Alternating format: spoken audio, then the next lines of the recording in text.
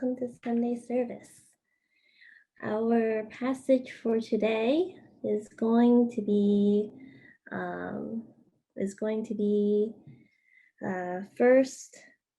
Corinthians chapter 2, verses 1 through 5. And it says, "When I came to you, I did not come with the eloquence or human wisdom when I proclaimed to you the testimony about God. I came to you in weakness and with great fear and trembling. My message and my preaching were not with the wise and persuasive words, but with demonstration of the Spirit's power, so that your faith might not rest on human wisdom, but God's power." Okay, there we go. So hi everyone, my name is Katherine. I'm going to be giving a sermon today. Our title for today is going to be Spiritual Inspiration and what to do when you're not feeling it. We are going to start off with a little thought experiment today. I want you to think about how much time this week you spent dedicated to the Lord, whether that means reading the Bible, praying, or whatever else. If the number is low, don't feel embarrassed. Mine is depressingly low as well. Now I want to ask, how much time did you spend thinking to yourself that you really should pray or read the Bible, but ultimately you were just too tired, just not feeling it, or some other reason that resulted in the very simple you didn't? And to be honest, same here.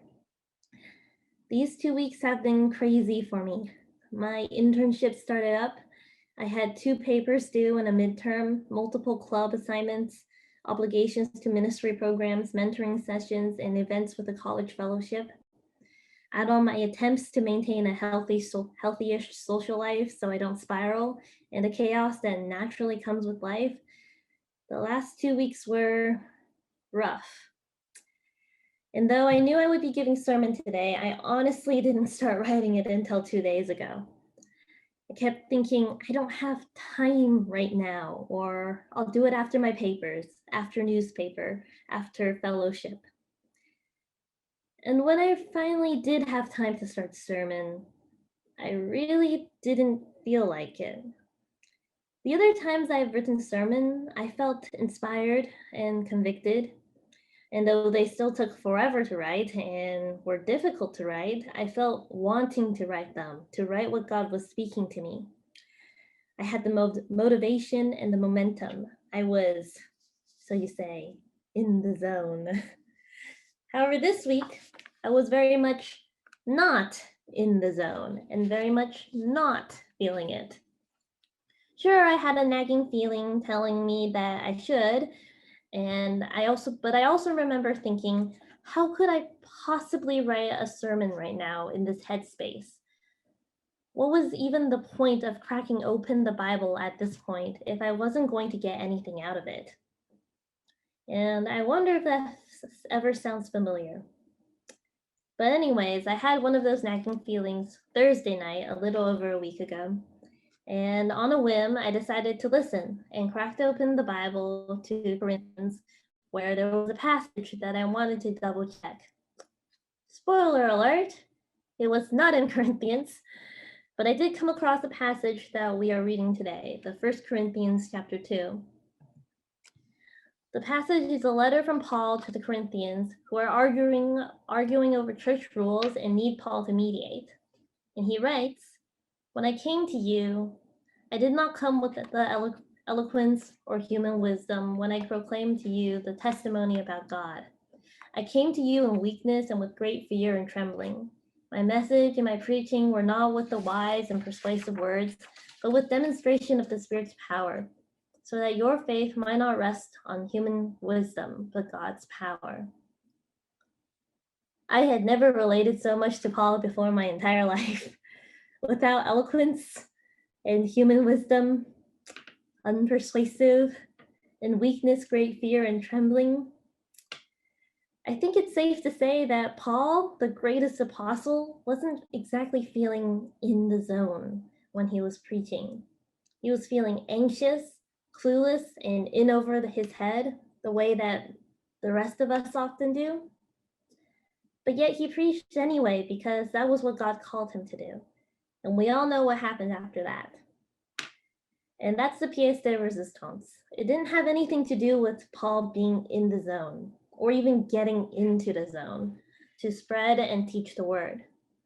All things considered, according to his own writing, Paul was not a good speaker. And yet he was able to plant so many churches, teach the gospel so well, and write half of the New Testament. So how could he do that? This guy who preaches ineloquently, unpersuasively, lacking in human wisdom, and in great weakness, fear, and trembling. Because as he says himself, my message and my preaching were not with the wise and persuasive words, but with demonstration of the Spirit's power, so that your faith might not rest on human wisdom, but God's power. Regarding faith, it has nothing to do with our power, but God's power alone.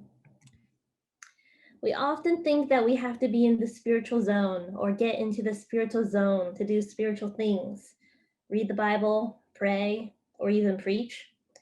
Basically, to follow God, we have to be feeling God.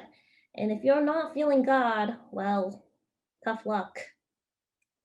Alternatively, sometimes we only do spiritual things to feel spiritually high and inspired, to feel the perfect peace, joy, and love that God has promised us. And sure, that's part of it. And God does instill all those things in our heart when we follow his word. But that's not the point of faith. If the point of faith was to feel God, then we're very much doomed, because it's not the point of sin to separate us from feeling God, from God at all. And since we are inherently sinful, then I suppose we'll never feel God, and there's no enough doing that will ever make up for that. And that'd be hopeless. And God sent Jesus to give us hope, so that can't be completely right. So if regarding faith, it has nothing to do with our power, but God's power alone, then it all comes down to the decision of following, trusting in God and obeying his word, or not. Even when you're not in the zone, when you're not feeling it or feeling good. Even Jesus didn't always feel like following God sometimes. Before his crucifixion in the garden, as he prays, he asks God, "May this cup be taken from me," referring to the great sacrifice he's about to make, he's about to be. Jesus is clearly not feeling the spiritual high that we often think about during worship or response song, which makes sense because at this time he is literally being abandoned by God. But then he says, "Yet not as I will, but as you will." His decision is total obedience to the Lord and following where he has guided him, which, as we all know, resulted in the greatest display of God's love and grace for the rest of us. Clearly, the point of faith, which was embodied by Jesus, is to simply obey and follow, even when we don't feel like it. So, what does it mean to truly obey and follow? Here, let's go back to that thought experiment from the beginning of the sermon. Remember that number of how much time you spent dedicated to the Lord this week? Now I want to ask, how much time of that time did you spend just going through the motions of listening to sermon, praying, and reading the Bible? How much time of that time did you really spend allowing your heart to open and be used by God? It's one of those things that's easier to describe what it's not. It's not necessarily reading the Bible like an assigned reading for school and reciting the Lord's prayer like the Pledge of Allegiance. It all goes back to this idea that it's not something that you can do that's in your power. We often think of our life having different areas to concentrate on. How many of us are guilty of making a checklist like this one before, with different goals and tasks for your physical health, mental health, academic health, social health, and spiritual health. How many of you have made goals just like this recently for New Year's resolution? Go running twice a week to improve your cardio. Call your parents on the weekend. Call your grandparents on the weekends to improve your relationship. Read a chapter of the Bible every day to give your life to Jesus. And I wonder if giving your life to Jesus only makes up 1/9 or 1/8 or whatever of your life goals, then can it really be considered giving your life to Jesus? And if you're not giving your life to Jesus, then who else are you giving it to? No, giving your life to Jesus means giving it all to Jesus. More than that, it means surrendering it all of our power to God.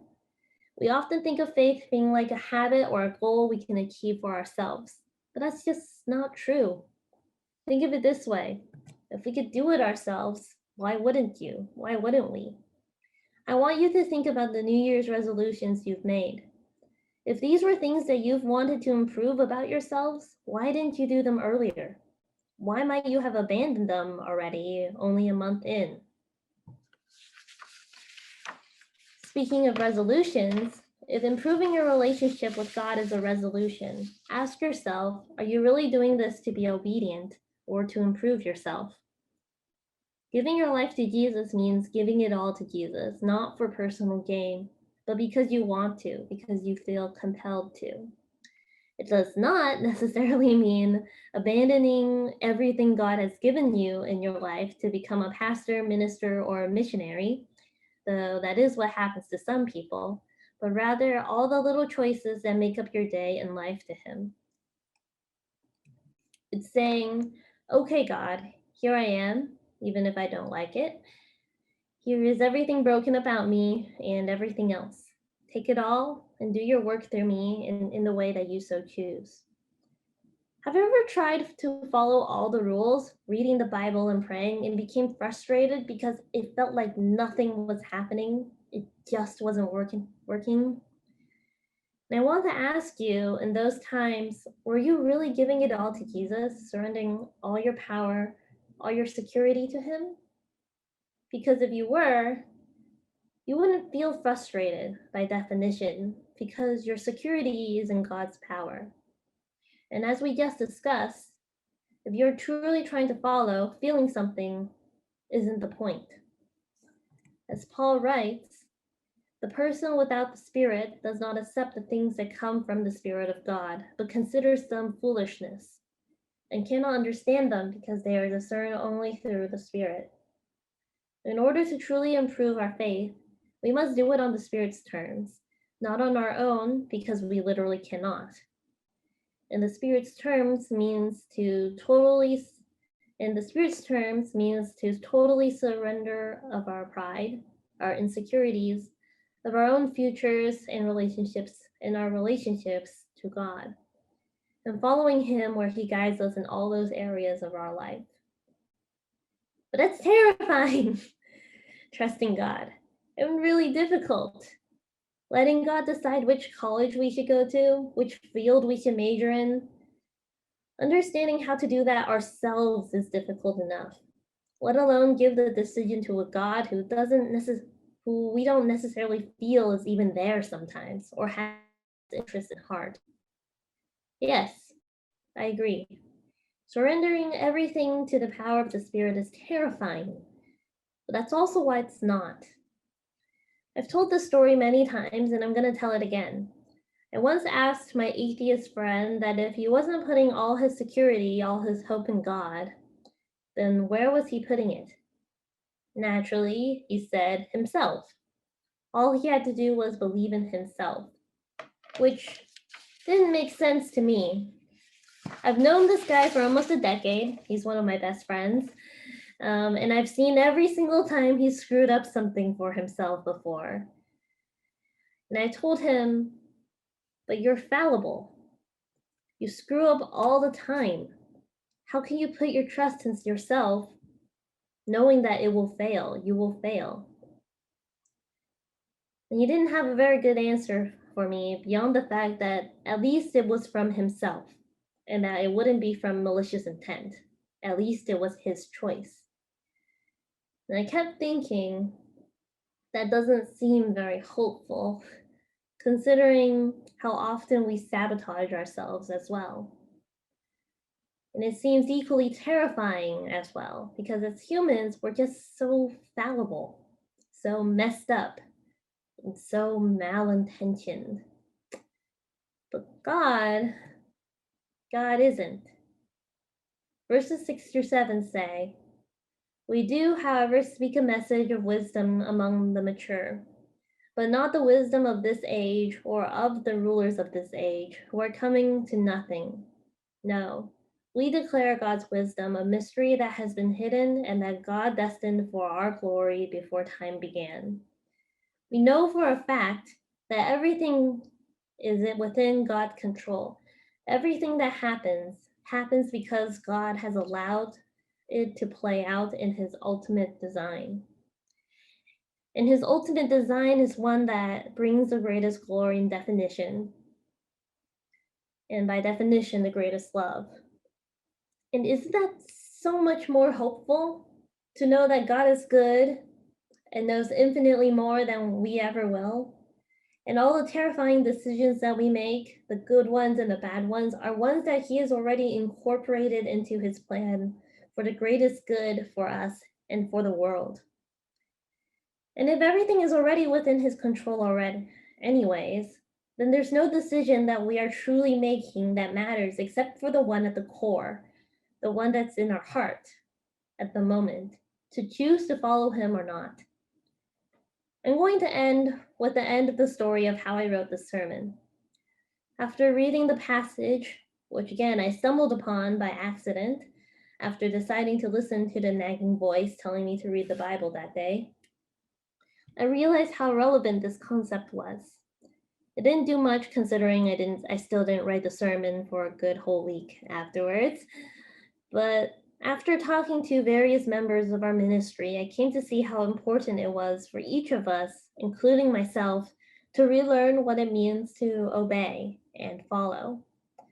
Following means following, even when you don't feel like it, even when it's scary. It means surrendering it all totally to God without reservation, because that is what God has called us to do.